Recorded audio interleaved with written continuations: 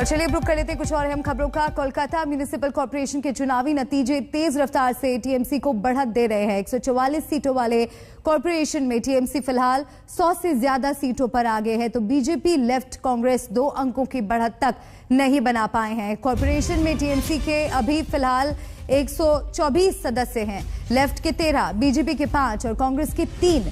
शुरुआती रुझानों से साफ लग रहा है कि टीएमसी बहुमत के पुराने प्रदर्शन के करीब है और बीजेपी समेत बाकी दल फिलहाल काफी पीछे छूट गए हैं। 144 सीटों में से 100 सीटों पर टीएमसी आगे चल रही है।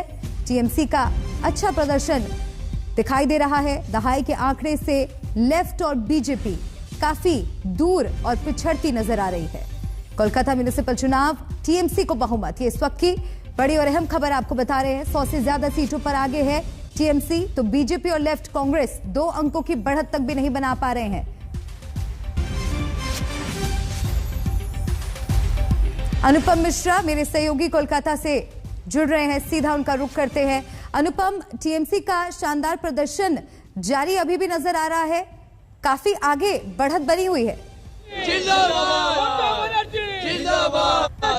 जी मल्लिका, मेरे पीछे जो माहौल है उसे देखकर साफ अंदाजा होता जा रहा है कि जिस तरीके से रुझान आ रहे हैं, अभी लगभग 125 से भी ज्यादा सीटों पर, 144 में से 125 से भी ज्यादा सीटों पर टीएमसी आगे चल रही है। बीजेपी, कांग्रेस और लेफ्ट काफी पिछड़े हुए हैं, 3, 4 या 2 आसनों पे वो आगे चल रहे हैं। तो और ये जो रुझान आए हैं, इसके बाद से ही कोलकाता की सड़कों पर टीएमसी कार्यकर्ता जगह जगह खड़े हो गए हैं, निकल गए हैं। टीएमसी का झंडा लेके वो निकले हुए हैं और लगातार नारेबाजी हो रही है। इस वक्त हम लोग काउंटिंग सेंटर के ठीक 200 मीटर के बाहर हैं, क्योंकि काउंटिंग सेंटर के 200 मीटर के भीतर इन कार्यकर्ताओं को जाने नहीं दिया जा रहा है, लेकिन काउंटिंग सेंटर के ठीक बाहर ये कार्यकर्ता यहाँ पर आए हुए हैं। और आपको क्या लग रहा है, कितने आसन टोटल जीत पाएगी? 130 से 135 सीट ममता बनर्जी टीएमसी की सरकार लाएगी। इस बार काम किया है, मेहनत किया है, पब्लिक ने उनको चाहा है।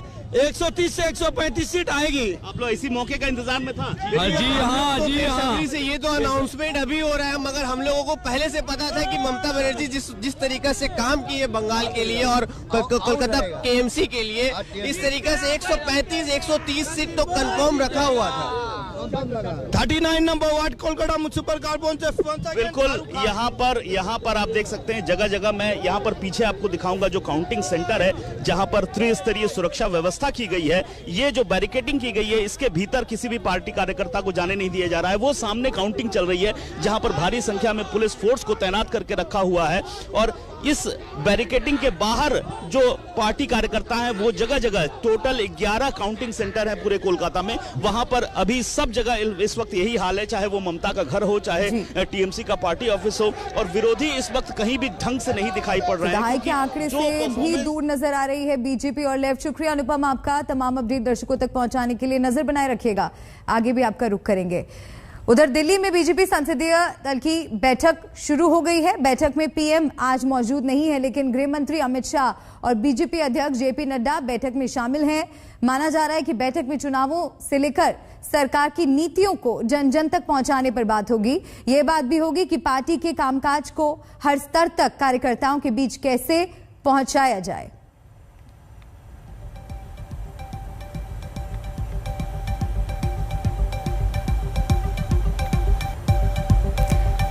आज प्रधानमंत्री नरेंद्र मोदी अपने यूपी दौरे पर हैं। प्रयागराज में आज वो जाने वाले हैं, करोड़ों की सौगात वहां पर देने वाले हैं और इसी कारण वो इस बैठक में शामिल नहीं हो पा रहे हैं। लेकिन बीजेपी संसदीय दल की इस बैठक में गृह मंत्री अमित शाह मौजूद हैं, बीजेपी अध्यक्ष जेपी नड्डा भी मौजूद हैं, तमाम बड़े नेता यहां पर मौजूद हैं। सभी सदस्यों को आज सदन में रहने के निर्देश भी दिए गए हैं। माना जा रहा है कि बैठक में चुनावों से लेकर सरकार की नीतियों को जन जन तक कैसे पहुंचाना है, इस पर चर्चा होगी, इस पर बातचीत होगी। ये भी बात होगी कि पार्टी के कामकाज को हर स्तर तक कार्यकर्ताओं के बीच कैसे पहुंचाया जाए। तो इस बैठक की शुरुआत हो चुकी है। बैठक में आप तस्वीरों में देख सकते हैं जेपी नड्डा मौजूद हैं, पीयूष गोयल भी आपको तस्वीरों में नजर आएंगे, गृह मंत्री अमित शाह इस बैठक में मौजूद हैं। हिमांशु मिश्रा मेरे साथ जुड़ गए हैं ज्यादा जानकारी के साथ। हिमांशु, इस बैठक में क्या क्या अहम मुद्दे? देखिए, बिल्कुल ये अंतिम बैठक कह सकते हैं इस शीतकालीन सत्र के अंदर बीजेपी पार्लियामेंट्री पार्टी की, और इस बैठक के अंदर प्रधानमंत्री नरेंद्र मोदी नहीं है, लेकिन गृह मंत्री अमित शाह, बीजेपी अध्यक्ष जेपी नड्डा, पीयूष गोयल हैं। लेकिन अहम मुद्दा यही है कि 5 राज्यों के विधानसभा चुनाव में जिन सांसदों, जिन मंत्रियों की ड्यूटी लगाई जाए वो वहां जाएं, काम करें, कोऑर्डिनेशन का काम देखें, और साथ ही साथ बाकी सांसद अपने अपने क्षेत्रों के अंदर जो है वो राजनीतिक कामों के साथ साथ जो है सामाजिक कार्यों के अंदर भी लगे, और जो केंद्र सरकार की योजनाएं हैं, गरीब कल्याण योजनाएं हैं, उनको जमीन पर कैसे पहुंचाया जाए इसको लेकर काम करें, और इसकी रिपोर्ट्स और फीडबैक जो है वो समय समय पर पार्टी और सरकार के अंदर देते रहे। लेकिन बड़ी बात यही है कि कल जब प्रश्नकाल चल रहा था लोकसभा के अंदर, तो 20 के 20 प्रश्न जरूर पूछे गए जो स्टार्ट क्वेश्चन है, लेकिन उसमें 9 सांसद जो हैं वो बीजेपी के अनुपस्थित थे। ये इसको लेकर चिंता का विषय है, क्योंकि आप याद कीजिए 2 हफ्ते पहले प्रधानमंत्री नरेंद्र मोदी ने पार्लियामेंट्री पार्टी के अंदर कहा था कि आपको बिल्कुल प्रधानमंत्री नरेंद्र मोदी ने ये पहले भी कहा था कि सभी संसद में जितने भी सांसद हैं सदन में मौजूद रहें, और आज भी यही निर्देश दिए गए हैं। शुक्रिया हिमांशु आपका फिलहाल अपडेट के लिए।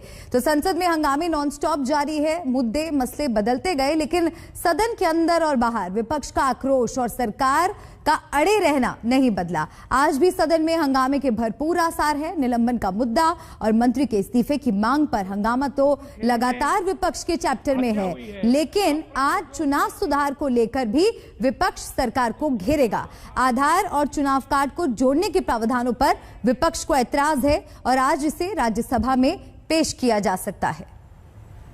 क्लियर बात है, हम चाहते हैं कि सरकार जो उनका मंत्री है उसको हटाए और लखीमपुर खीरी के मामले पर डिस्कशन करने दे।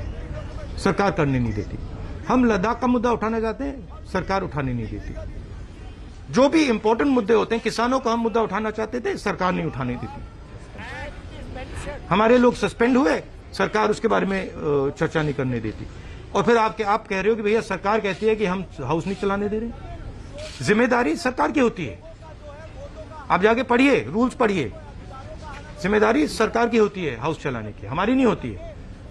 और सरकार की यह भी जिम्मेदारी होती है कि डिबेट को वो चलने दे। मीटिंग बुलाई थी, सभी जो 5 पार्टी के मान्य सदस्य सस्पेंड किए गए, उन 5 नेताओं को बुलाया गया, लेकिन दुर्भाग्य की बात है कि वो मीटिंग तक के लिए नहीं आए। हम हाउस की डिग्निटी और डेकोरम को रिस्टोर करने के लिए हर संभव कदम उठा रहे हैं, लेकिन विपक्ष की भूमिका बहुत स्पष्ट नजर आती है कि वो ना चर्चा करना चाहते हैं, ना डिबेट करना चाहते हैं, हाउस की प्रोसीडिंग्स में पार्टिसिपेट नहीं करना चाहते हैं, और उनके मन में डिसरप्शन और डिस्टर्बेंस के अलावा कुछ नहीं है। तो संसद में विपक्ष लगातार हमलावर है और दोनों सदनों की कार्रवाई पर इसका प्रभाव पड़ रहा है। आगे बढ़ते हैं। चुनाव सुधार के एक्सप्रेसवे पर सरकार तेजी से भाग रही है। चुनाव सुधार बिल लोकसभा से पास होकर आज राज्यसभा में जा सकता है। विपक्षी हंगामे के बीच बिल पर मुहर तो लग गई, लेकिन विपक्ष इसके प्रावधानों का हवाला देकर सरकार को घेर रहा है। वोटर आईडी कार्ड और आधार को आपस में जोड़ने के प्रावधान उसे तर्कहीन लग रहे हैं, जबकि दलील यह भी है कि इस कदम से फर्जी वोटिंग पर रोक लगेगी। बहरहाल इस मुद्दे पर संसद में हंगामे की जमीन तैयार हो रही है। तो क्या है चुनाव सुधार का बिल, ये हम आपको ग्राफिक्स के जरिए जानकारी दे रहे हैं, और पक्ष और विपक्ष में क्या वो पॉइंट्स हैं जो रखे जा रहे हैं, क्यों विपक्ष इसका विरोध कर रहा है, वो भी यहां पर हम आपको दिखाने की कोशिश कर रहे हैं, क्योंकि इस मुद्दे पर संसद में हंगामे की जमीन तैयार हो रही है और आसार यही बने हुए हैं कि आज भी इस मुद्दे पर हंगामा हो सकता है। हम लोग ये चाहा कि इलेक्टोरल बिल जो है इसको स्टैंडिंग कमेटी में भेजा जाए और कुछ नहीं, क्योंकि इसमें कानूनी काफी खामियां हैं, गलती है, हमारे फंडामेंटल राइट्स पे हमला हो रहा है, क्योंकि ये पुट्टुस्वामी केस में सुप्रीम कोर्ट की वर्डिक्ट है। तो इसलिए हम सरकार को सलाह दिया है कि जब तक हमारा डाटा प्रोटेक्शन कानून नहीं है और सुप्रीम कोर्ट की वर्डिक्ट ये है, ये लाखों की तादाद में लोगों को चुनाव अधिकार छीनने का अंदेशा है। तो इसलिए हम चाहा कि ये बिल जल्दबाजी में सदन में पारित ना करो, इसको स्टैंडिंग कमेटी में भेजो। हमने उनको, विपक्ष के सब साथियों को कहा है कि आप चर्चा में हिस्सा ले करके अपना सुझाव भी दीजिए। देश सुनना चाहता है और पार्लियामेंट जो है वो एक डिस्कशन का बहुत बड़ा प्लेटफॉर्म है, लेकिन विपक्ष ने इतना हंगामा किया कि ठीक से नहीं बोल पाया। लेकिन जो बिल का मुख्य प्रावधान है उसको तो मैंने बता दिया, और ये चुनाव सुधार की दृष्टि से बहुत ही इम्पोर्टेंट इलेक्टोरल रिफॉर्म्स बिल लाए हैं और इसमें सब साथ देंगे तो ये देश के लिए अच्छा होगा। चुनाव सुधार बिल पर विपक्ष और सरकार आमने सामने है। दोनों सदनों की कार्रवाई पर भी हमारी नजर रहेगी। यूपी चुनाव में एक तस्वीर ने चुनावी और सियासी टकरार को हवा दे दी है। एक समारोह में मुलायम सिंह यादव और संघ प्रमुख भागवत साथ दिख रहे हैं और एक केंद्रीय मंत्री पास खड़े भागवत से बात कर रहे हैं। बस इसी तस्वीर ने चुनावी तूफान को रफ्तार दे दी। यूपी कांग्रेस ने सपा का नया नामकरण कर दिया है। कांग्रेस ने ट्वीट करके लिखा कि नई सपा में स का मतलब क्या संघवाद से है। अब आने वाले चुनाव से पहले ये तस्वीर कई रैलियों से लेकर बयानों तक में आरोपों की वजह भी बन सकती है।